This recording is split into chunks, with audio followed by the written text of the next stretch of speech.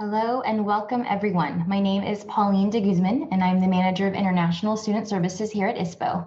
Thank you all for joining us today.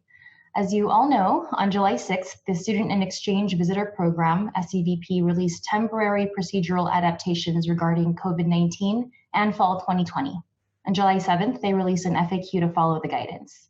Today's webinar will focus on the updates presented within the guidance and how it impacts our newly admitted as well as continuing international students. Before we begin, just a few housekeeping items. First, you're on listen-only mode. You can hear us, but we can't hear you. Also, we're recording. You'll be able to view this webinar at iwebinars.ucsd.edu.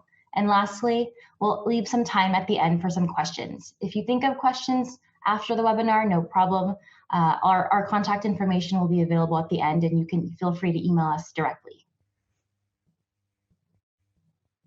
Presenting alongside me today, Director of International Students and Programs Office, Dulce Dorado, our Assistant Director of Student Services, Trisha Chan-Schuler, as well as our Assistant Director of Student Experience and Engagement, Gabriela Hoffman. Before we jump into our agenda here, I'd like to thank all of you for submitting thoughtful questions upon registration. It's important to note that the July 6th and July 7th FAQs do not address every question. The guidance itself, along with the FAQ, is vague. It's open to interpretation and is very much subject to change. With this, we urge you all to be flexible and create contingencies for what lies ahead. ISPO continues to update our coronavirus FAQ page with new questions that have more information coming soon listed as answers. Note that this is intentional, so students as well as our faculty and staff know that though we might not have the information today, we are working with campus partners to provide more guidance. So today, Dulce will share current immigration policies impacting international students, University of California, UC San Diego, as well as ISPO's efforts, as well as what departments can do to help. Trisha and Gabi will cover the details of the July 6th and 7th guidance and how it impacts newly admitted as well as continuing students. And then Gabi will also share some advising tips for international students. Then we'll have some time for Q&A. So Dulce, let's jump right in.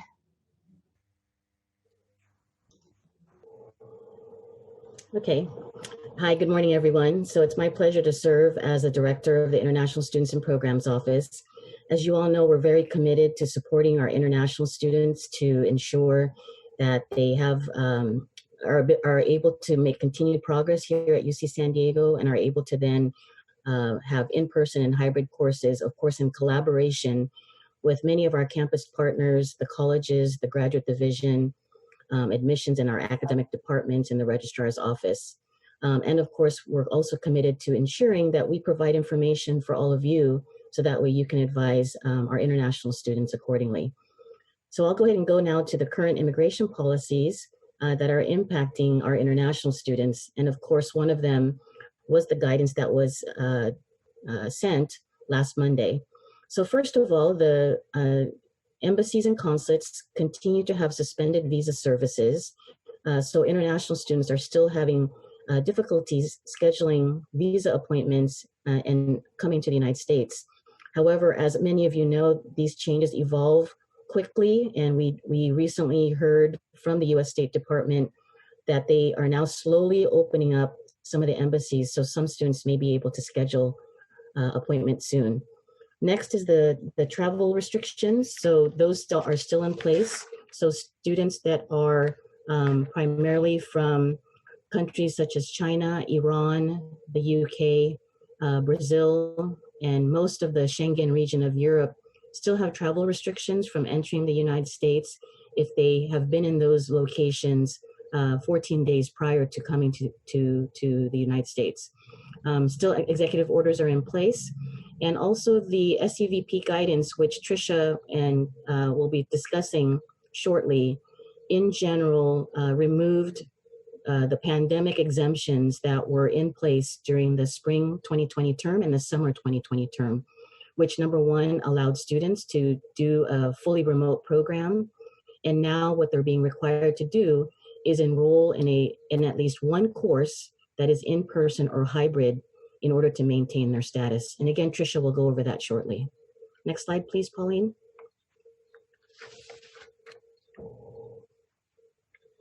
Just a couple of updates in terms of what the University of California and UC San Diego's efforts are in place to support our international students.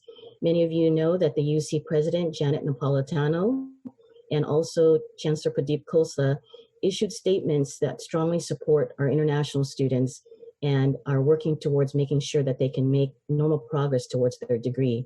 You can refer to those statements either on our website or on the relevant UCOP and Chancellor's website that were announced on July 7th. In addition, the University of California does plan to file a suit in federal court in terms of requesting a ban of the guidance that was issued. It appears on the UCOP press release website, so we're waiting to see when that would then be implemented. Lastly, the Executive Vice Chancellor and the Chancellor have charged a committee, it's a subgroup of the Educational Continuity Committee, but also the Academic Advisory Committee has been charged with to create a small international education collaborative, which has been charged with number one, identifying and operationalizing ways to increase the number of courses that students would have available to them to have at least one in-person and hybrid course. The charge of that particular committee is to come up with a plan and submit that to the Chancellor by July 22nd. Members of that committee include faculty, administrators, student leaders, and I know that some subcommittees will be formed in which academic departments and colleges will be asked to participate. Next slide. In terms of ISPO, what we've been doing in terms of supporting these efforts, of course, it's just monitoring the evolving immigration policies and practices and making sure that not only our students, our campus partners, and our international parents are aware of these guidances so that they can make informed decisions.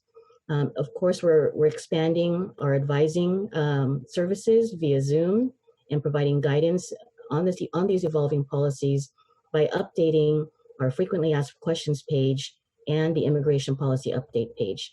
And of course, collaborating closely with all of our campus partners to come up with solutions that best fits the needs of our students. And of course, supporting UC campus-wide advocacy efforts. Next slide, please.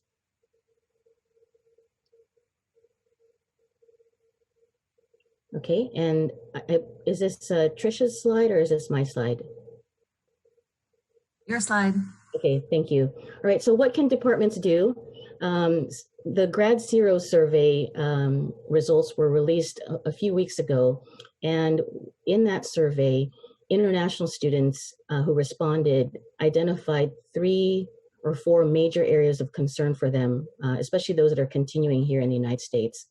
Number 1 is health and safety, just the concern about the increasing number of COVID-19 cases in the United States and whether it's safe for them either to remain in the United States or to come to the United States. Financial, because many of our students who stayed in the United States were not expecting to do so. Some are experiencing financial hardship, whether it's to support rent relief or food insecurity costs. Some of our students have been expressing that.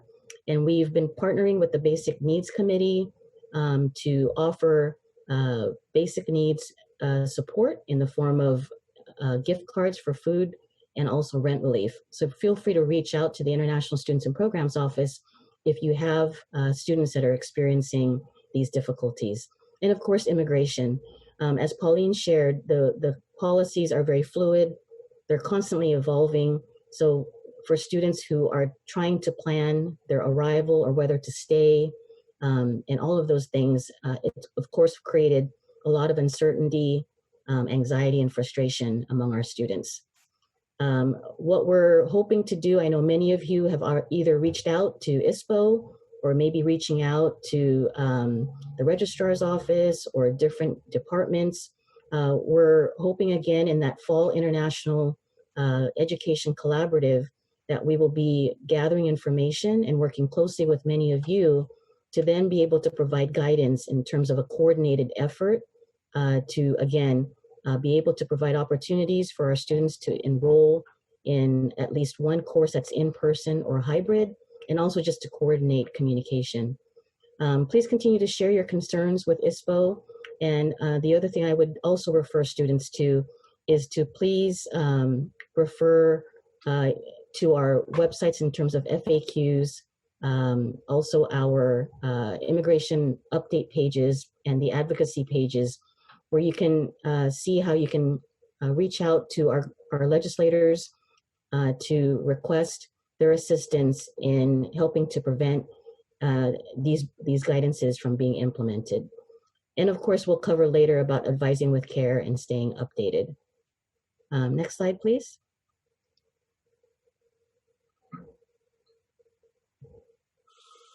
Okay, and I believe I'm going to turn this over to Tricia. So thank you. Thank you, Dulce. Okay, so I'm going to talk a little bit more about the new guidance that was released on last Monday, July 6th. So as Dulce mentioned, the new guidance that was released clarified what the temporary exemptions are for the fall 2020 semester. Prior to that, SEVP released guidance for students that were impacted only through the spring and the summer. So the allowances that were made for students to enroll completely remote and remain in the US, that only applies through the end of the summer term. Starting in the fall term, the new guidance ties the eligibility of the student to remain or enter the US to enrollment in coursework that has an in-person component. ISPO is then required to update the SEVIS I-20 records for F1 students that meet the in-person eligibility requirements with a notation on their I-20 confirming that the program is not entirely online and that the student is not taking an entirely online course load. So again, the new guidance for fall 2020 ties the eligibility of a student to remain or enter the US to enrollment in coursework that has the in-person component. And it's also important to remember that students can still enroll in a fully remote course load. However, they would not be able to enter the US or remain in the US if they decided to enroll fully remote. Okay, so we're going to go into the newly admitted students, and Gabi's going to address the new admits. Yes, thanks, Tricia. Good morning, everybody. So I wanted to go over some of the main pieces here that impact our newly admitted students coming in this late summer and fall.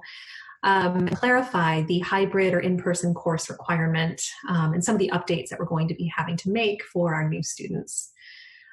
So to clarify what Tricia was saying about the guidance regarding hybrid or in-person coursework, for a student to be able to enter the United States and maintain their status in the United States this fall, they must enroll and remain enrolled in a minimum of one in-person or hybrid course to meet the 12-unit full-time requirement.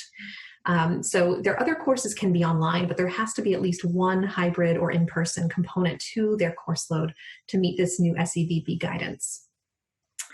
In addition to this, an updated notation needs to be made on their documents.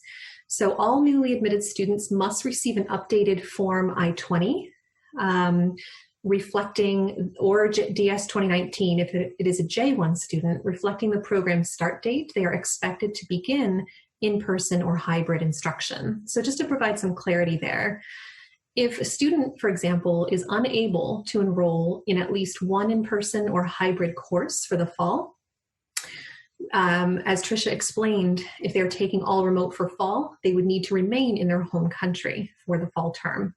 In that case, we would need to adjust their program start date to the next term in which they were actually able to enroll in an in-person or hybrid course. That might be winter. We're hoping very much so that it is winter. So just for students to be aware of that. And we are working on a process for students to make this request right now through our online systems.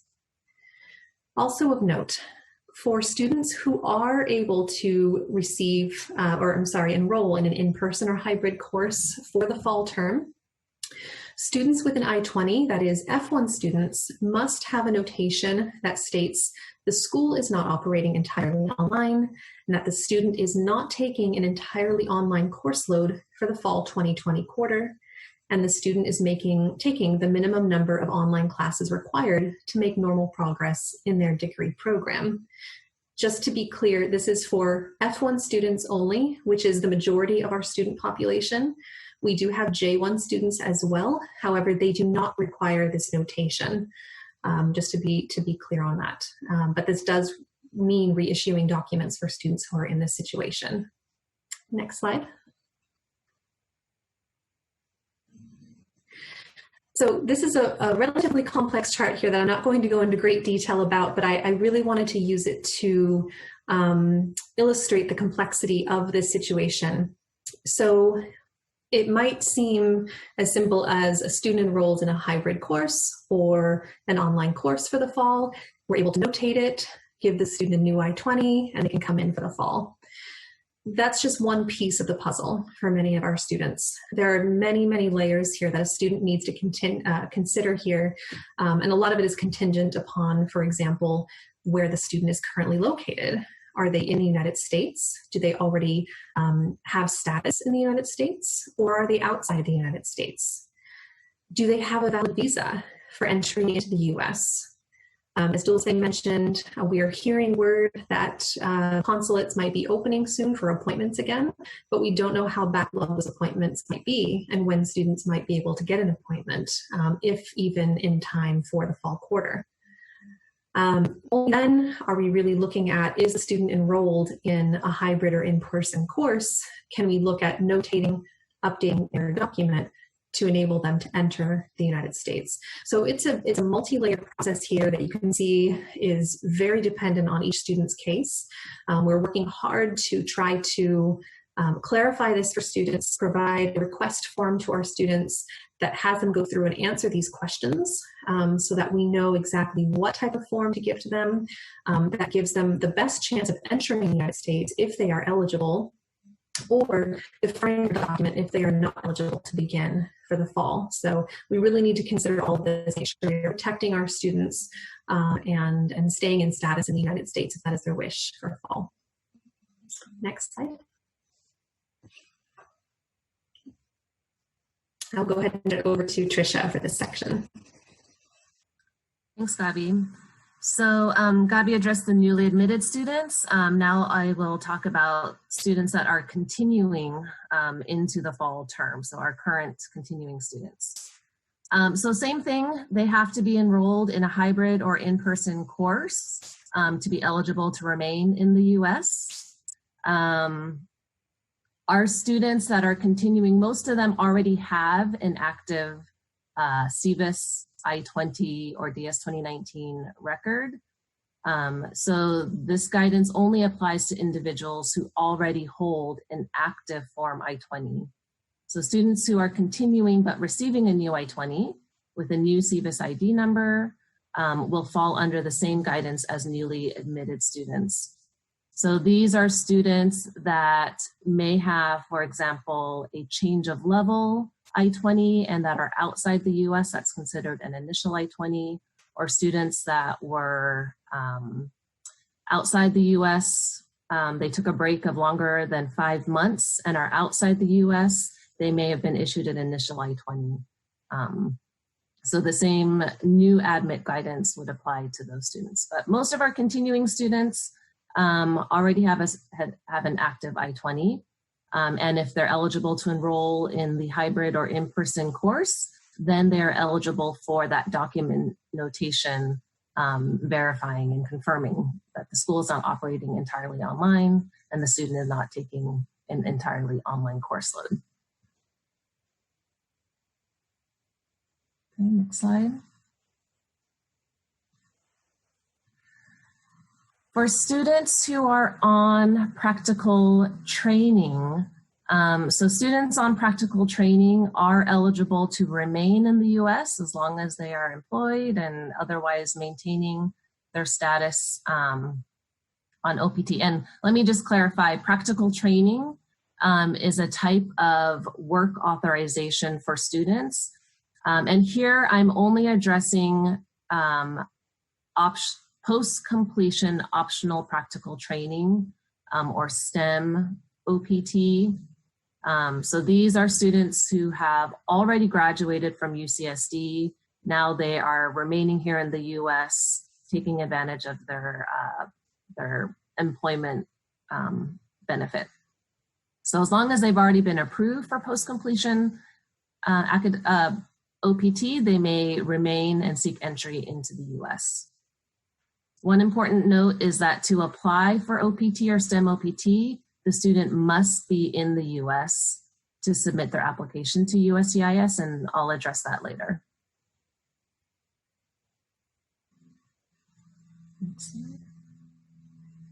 Okay, so thank you to all of you who submitted questions to us prior to this webinar. So we've compiled the top 5 or 6 questions here to answer. So the first question, is there a minimum number of units that students need to be registered for in-person or hybrid coursework?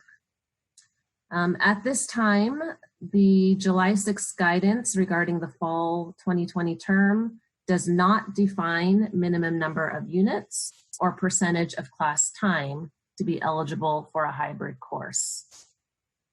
So if a student would like to remain or re-enter the US, they must be registered in at least 1 unit of an in-person or hybrid course. Second question, what types of courses count towards having an in-person or hybrid course?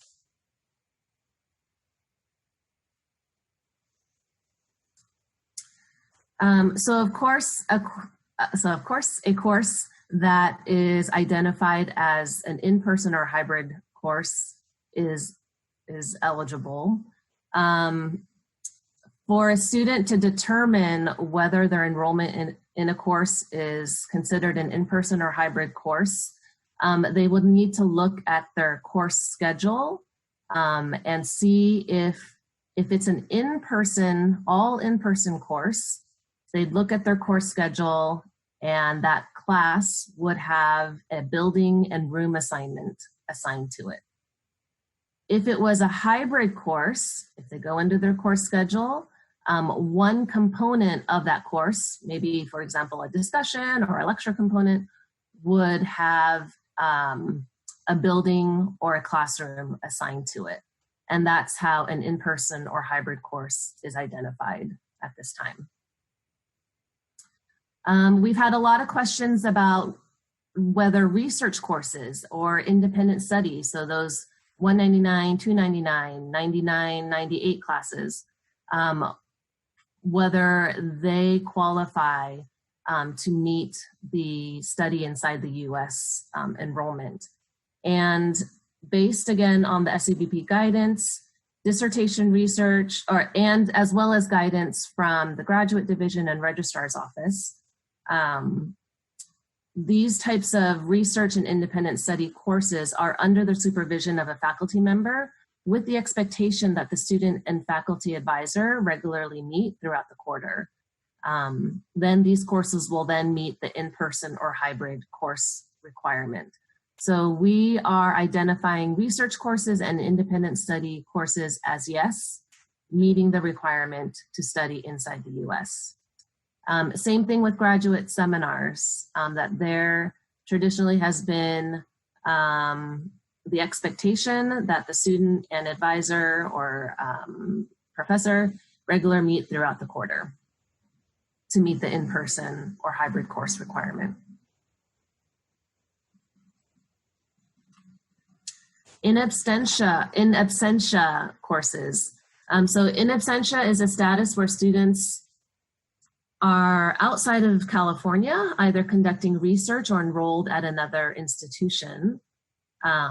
Therefore, as long as there is an in-person or hybrid course component to the in absentia status,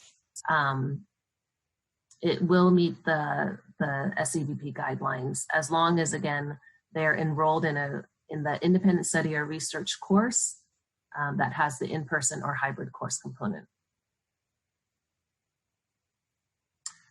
Graduate filing fee in lieu of registration. So graduate students who are paying their filing fee in lieu of registration, they are not enrolled in the fall term if they're paying the filing fee. Therefore, they don't have any courses to meet the requirement to study inside the US this fall. In order for those students to remain inside the US, we are advising them to apply for OPT, for post-completion OPT, no later than week 2, which is October 16th of the fall term, in order to be eligible to remain in the US. For teaching assistantships and concurrent enrollment, we are still discussing these types of coursework or programs on campus to determine if they may meet the requirement to study inside the US this fall.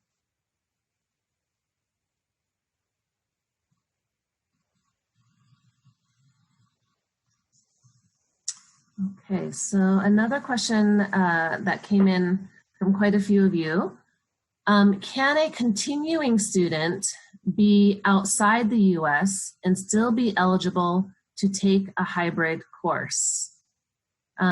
So as you all know, the university hybrid method of instruction accommodates students that may not be able to attend a physical lecture or a discussion. So technically the student can take a hybrid course from anywhere, though of course, we have advised students to enroll in a hybrid course if you're planning on attending that in-person component.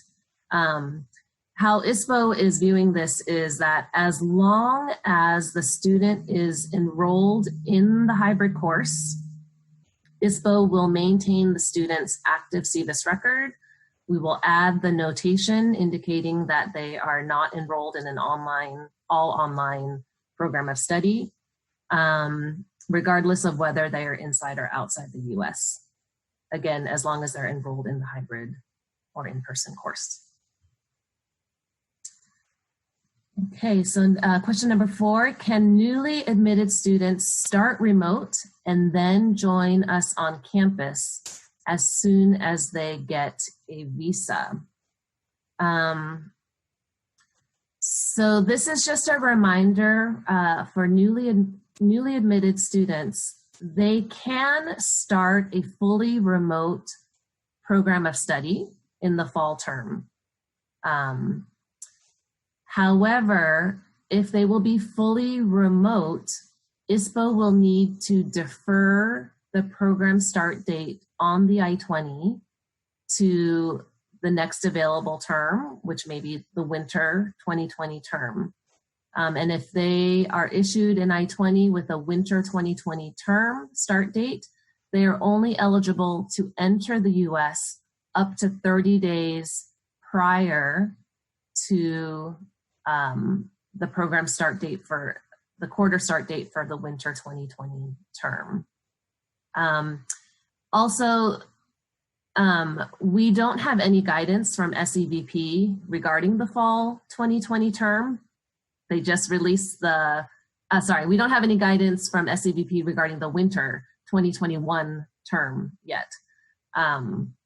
They just released the guidance for fall 20. So this information is very much subject to change pending SEVP's potential guidance for the winter term.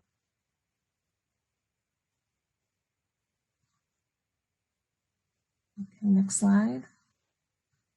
Okay, how does the SEVP guidance for fall 2020 affect CPT and OPT? So again, CPT and OPT are the benefits of the F1 status for practical training or employment in the US.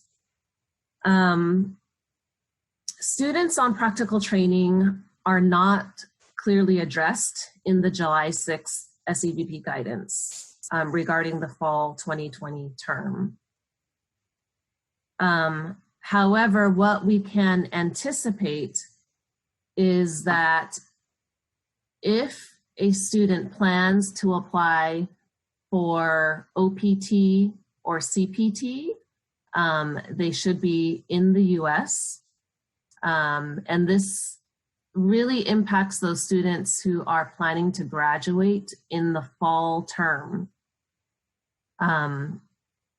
If a student is planning to graduate in the fall term and intends to apply for OPT, we are advising students that they must apply for OPT while they are physically within the US. And in order to be physically within the US, they have to be enrolled in an in-person or hybrid course in their final graduating term.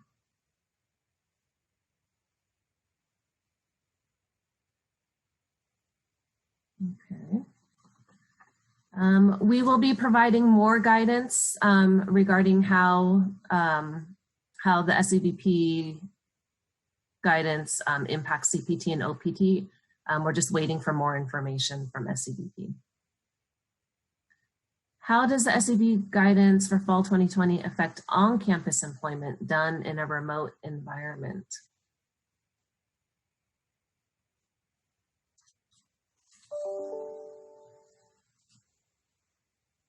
Currently, UC San Diego students who are enrolled at UCSD are eligible to work remotely with on-campus employment.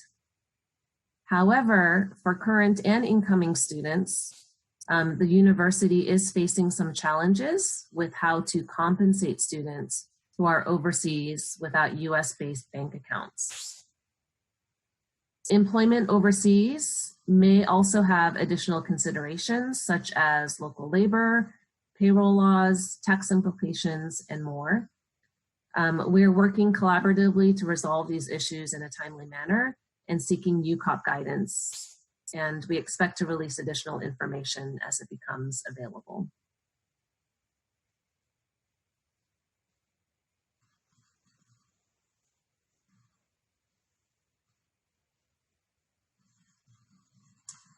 Okay, so I believe Gabi is going to discuss some advising tips. Thank you, Tricia. Yes, I'd like to go into some advising practices that would be helpful during these really uncertain times for our students. We know it's incredibly tricky for all of you as advisors, for us as well, to try to give our students certainty in this time of uncertainty, but we're hoping the following tips will help.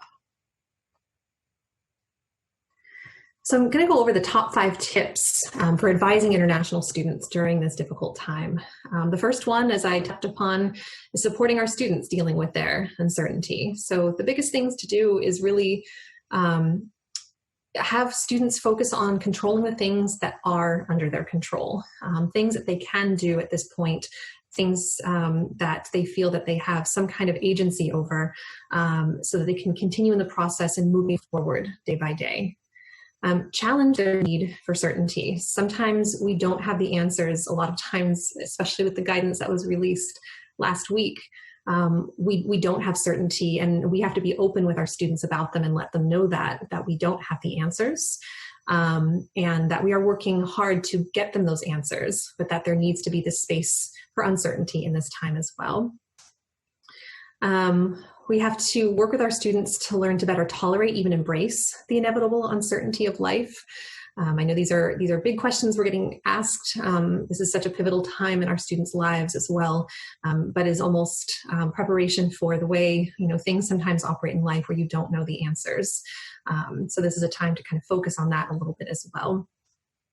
And then, of course, provide resources for reducing anxiety and stress levels. We have the wonderful support of CAPS on campus for our students, for case management as well, who have thrown their support behind all of our students. Of course, are well aware, like all of you, in the issues that our students are facing. And we just want to focus on providing those things, those resources to help our students through this difficult time as well. And if you know any other stress management resources as well, please feel free to refer our students to those as well. The second big thing is to stay informed about evolving immigration policies and reliable sources. So that being our coronavirus FAQ page and our listservs. We as an office really promote communicating with our students, with all of you regularly, so that you can stay up to date as much as possible. Our coronavirus FAQ page is being updated daily with accurate information that we are getting as quickly as possible, and that we are posting only after consultation with campus partners to make sure it is accurate for our students and for all of you.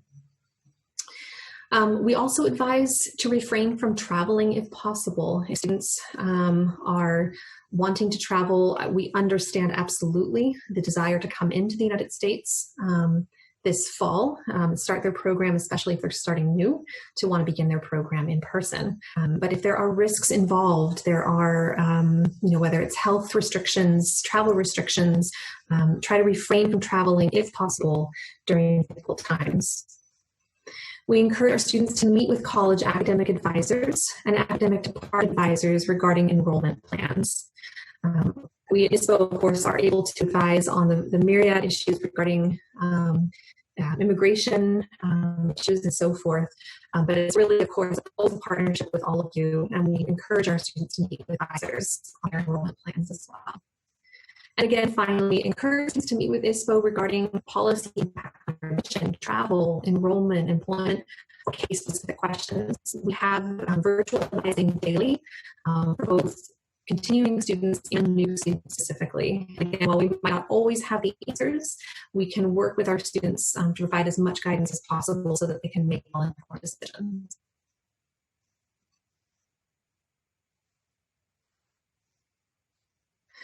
Then some tips on advising with care. And so for some important things to remind our students to put yourselves as working through these difficult questions, to validate your students' feelings, that's okay, how unfair all this really is, and to sit with that, and to be okay with that with the student. Sometimes also it's a matter of lowering expectations to provide a solution. We can't always, as I mentioned, provide the answers or provide an ideal situation, but we're doing the very, very best we can with the information we have. And then provide helpful ways to deal with uncertainty, again, focusing on the things that students can control to help them through and move forward through this. We also encourage our advising, we're using this quite a lot, our welcome waiting rooms. We're waiting for students coming in for all of our virtual advising and such. Really encourage our students to create a really welcome environment in our waiting rooms for students, letting them know, you will be seen soon, or if you can't be, next session available, so that students know they're being heard. Please feel free to make referrals to CAPS, referrals to ISPO. We are here to help with some of those more complex questions. And of course, CAPS is available to help our students as well. And then, of course, making appropriate referrals to colleges, grad division, academic departments, and the various different departments on campus for more specific questions that have to touch on certain topics that these entities work with specifically.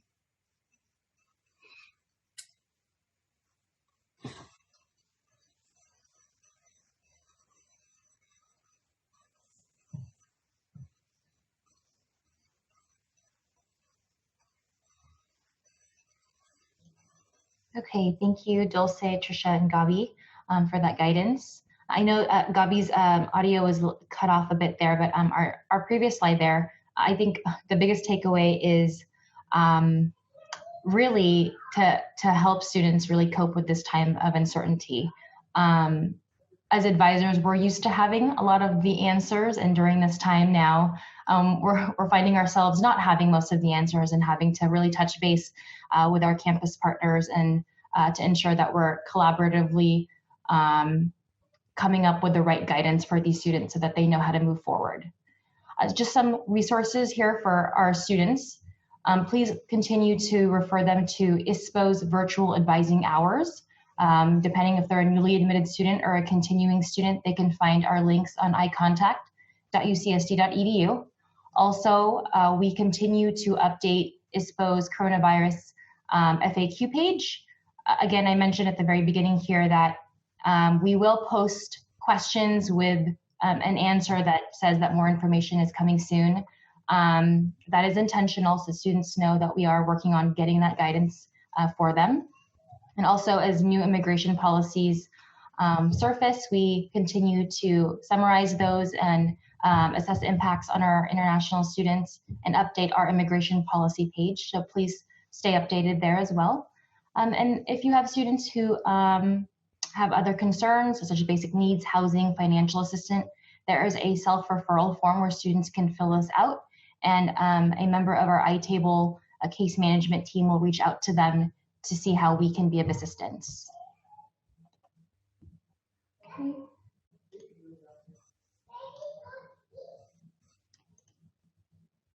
And for you all, our campus partners and colleagues here, please feel free to contact Gabi, Dulce, or I through scheduling a Zoom meeting if you need clarification on something. Zoom chat as well. I'm not sure, I know that we're all kind of using different platforms, but I've learned that Zoom has a chat feature, so you can all try to find us on there. We primarily use Microsoft Teams as well. If you'd like to find us there through chat, or you can of course just email us directly. Our email contacts are available here.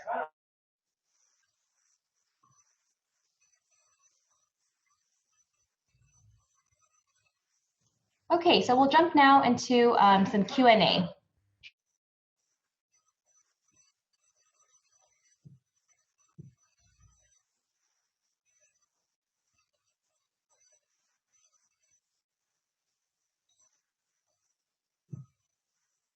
Okay, so we received quite a few questions here. I know some that Trisha and Gabi, Dulce as well has addressed, but we'll read off ones here that we've received quite a few of the same questions for. So the first, which I know many of you are asking, is if a graduate student is enrolled in a fully remote course load and thus leaves the US, are they eligible to be employed as a TA or GSR remotely? I know that we are still looking for guidance for this question, but Dulce, Trisha, would you like to elaborate? Yeah, I'll go ahead with that one.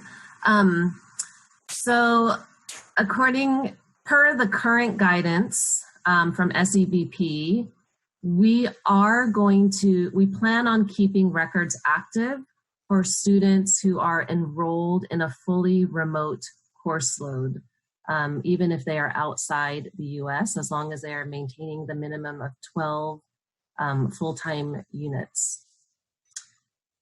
Because they have an active SEVIS record, they are eligible for on-campus employment. However, as I mentioned before, there may be some issues with payment, payroll, tax law, those other items. And that specifically is for students that currently have an active SEVIS record, so current continuing students. And I think the other thing I wanted to add is that there's also potentially export license control issues, and of course, depending on the funding source. So again, I know that the graduate division is working very closely with payroll and HR and academic personnel in different areas of campus. We are also working with the University of California Office of the President to hopefully provide guidance soon to the department so that they can then move forward. So hope to have more information soon. Okay, thank you, Trisha and Dulce. Another one here. Is there a contingency plan in case UCSD switches to fully online in the middle of the quarter? Or will they be required to leave the country?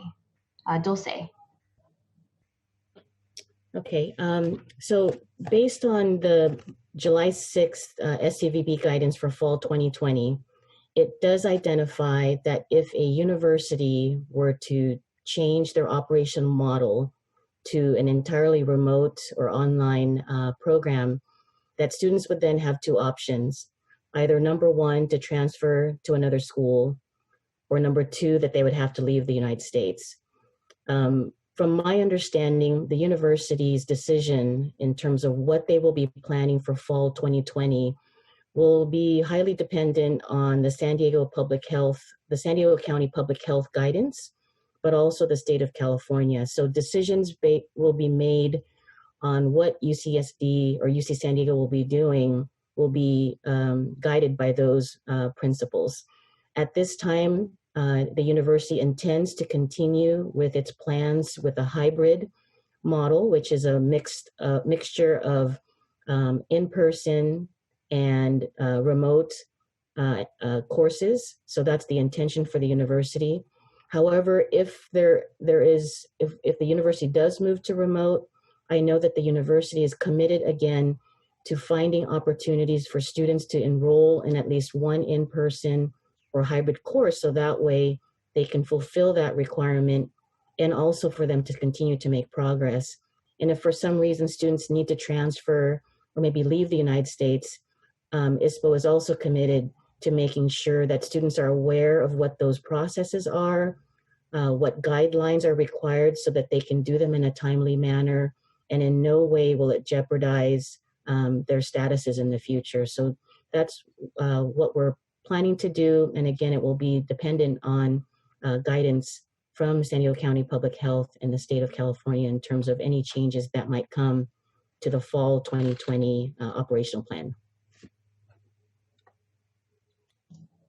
Okay, thank you, Dulce. We have a question for, let's see, Trisha, perhaps. How does the guidance affect PhD students who have advanced to candidacy and are no longer enrolled in courses? So if a student does not show coursework, are they eligible to remain in the US? So the student should look into enrolling in research if they've advanced to candidacy and they're continuing to do research. I believe they generally are enrolled in research units, and research units would count towards the in-person coursework to keep an active SEVIS record and remain in the US.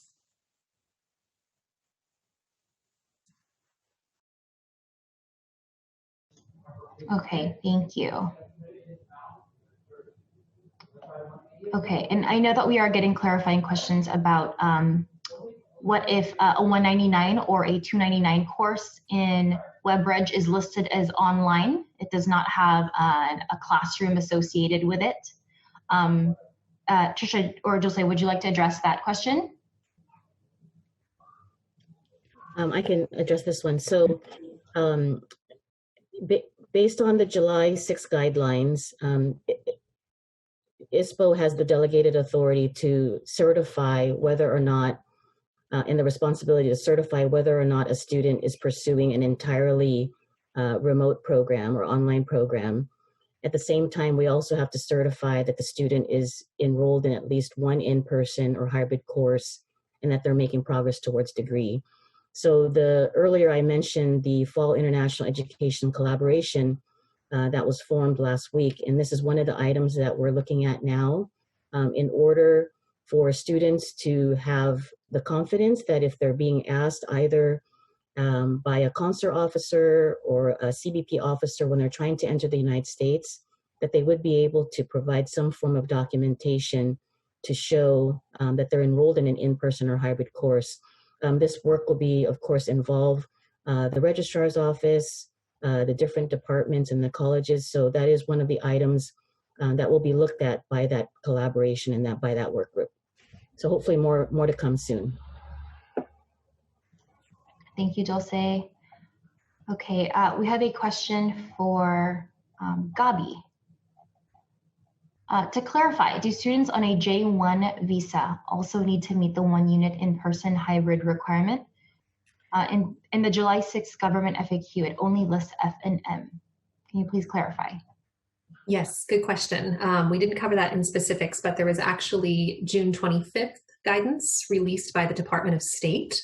So the Department of State manages the J1 program, and typically will have their own guidance that they release as well.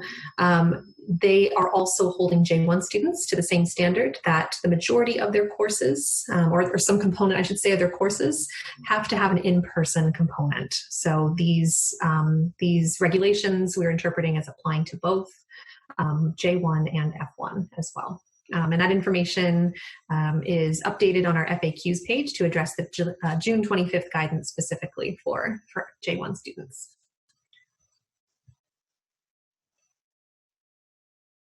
Okay, thank you, Gabi. Looking here through some of our other questions.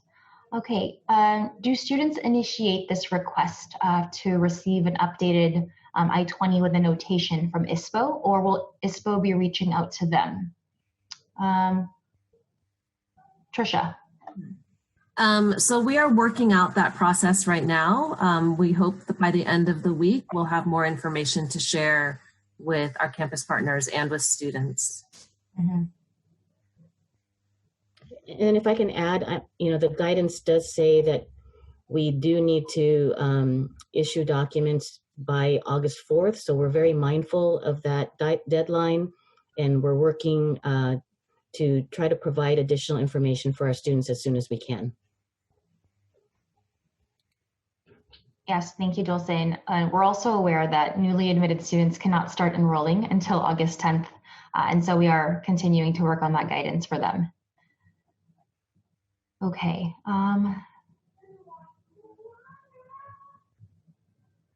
Okay, so this is more, Dulce, regarding departments' roles and what campus partner students can do to help. A question here is, I found a student-initiated website where students who are in the US can volunteer to trade their in-person hybrid classes with international students. Is there any institutional support for implementing something like this? Should we be sharing these with our students? What are your thoughts?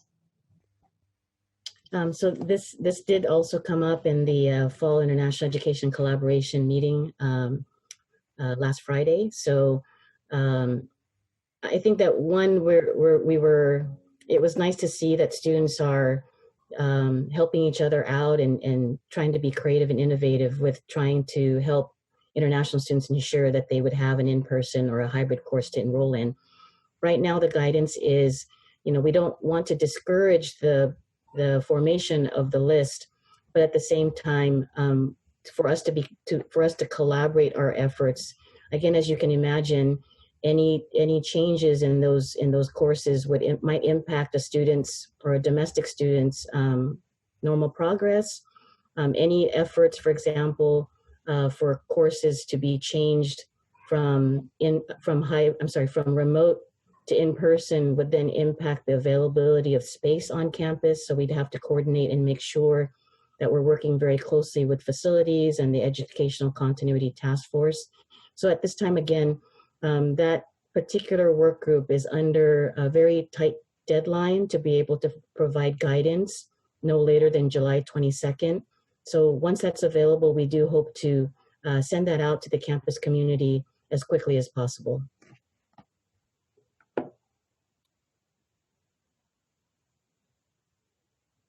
Okay, thank you, Dulce.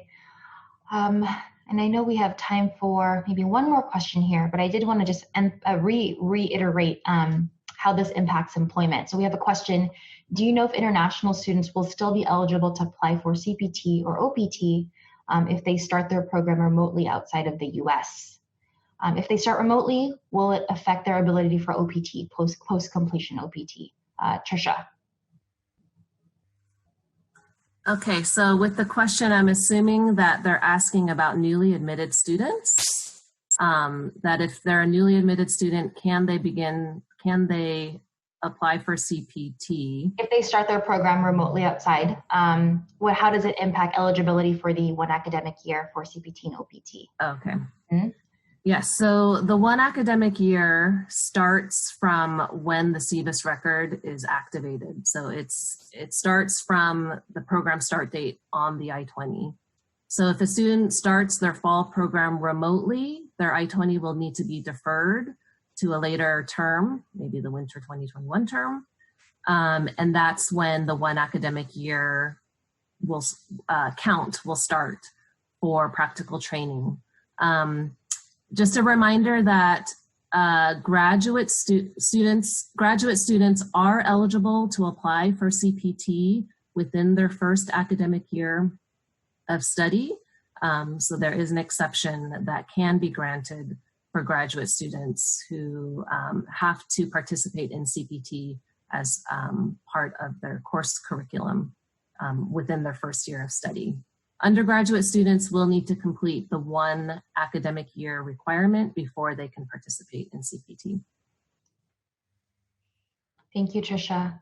Okay, well, we would like to thank all of you again for joining us today and for submitting some very thoughtful questions. We understand and recognize that we don't have all the answers at this time, but we are working collaboratively to get some guidance. Please continue to check back on our website, our coronavirus FAQ website, which we do have a section on for both our newly admitted as well as continuing student pages for any updated FAQs, whether it be a response or a newly added question. We really do rely on our campus partners and our colleagues here to keep on submitting questions and emailing us and letting us know what questions they have. It really does fuel our collaboration to reach out to our other campus partners to get those answers for you and to provide further guidance. Our contact information again is available on a previous slide. After this webinar, you should be getting an email with a survey. Please let us know how we did and if there's anything differently we could have done today. Continue to check back on our website, and we wish you all well, and take care, everyone. Thank you.